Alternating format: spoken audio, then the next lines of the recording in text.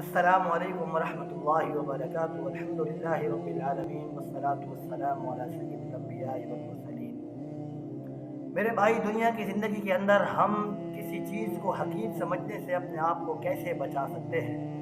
یعنی ہم کسی چیز کو حقیر نہ جانیں، اس کا راز کیا ہے، اس کی وجہ کیا ہے، ہم اپنے آپ کو کسی چیز کو حقیر سمجھنے سے کیسے بچا سکتے ہیں؟ تو آئیے ہم سنن ابن ماجہ حدیث نمبر 4114، نبی علیہ الصلوۃ والسلام نے فرمایا، آپ اپنے سے کم تر والے کی طرف دیکھیں، اپنے سے اوپر والے کی طرف نہ دیکھیں۔ اگر آپ اپنے سے کم تر والے کی طرف دیکھیں گے تو اللہ تعالیٰ کی نعمتوں کو حقیر نہ سمجھیں گے۔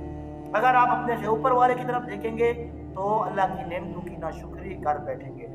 اب ہم آتے ہیں اس کے مفہوم کی طرف۔ مثال دیتا ہوں میں آپ کو۔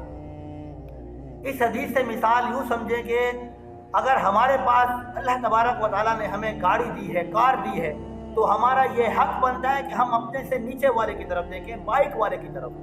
ہمارا یہ حق نہیں بنتا کہ ہم اپنے سے اوپر والے جہاز والے کی طرف دیکھیں۔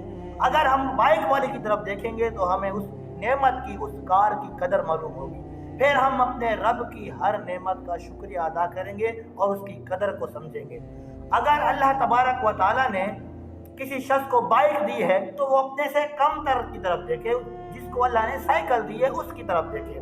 اسی طرح ہر شخص اپنے سے کم تر کی طرف دیکھے گا تو اپنے رب کی ناشکری سے بچے گا اور کسی چیز کو حقیر نہیں سمجھے گا۔ اگر اپنے آپ سے، اپنی اوقات سے اوپر والے کو دیکھے گا تو اپنے رب کی ناشکری کر بیٹھے گا۔ کسی چیز کو حقیر سمجھنے سے بچنا ہے تو اپنے آپ سے جو کم تر ہے، جو ہم سے کم ہے، ہمیں اس کو دیکھنا ہوگا۔ اللہ سے دعا ہے کہ اللہ تعالیٰ ہمیں کسی چیز کو حقیر سمجھنے سے بچائے۔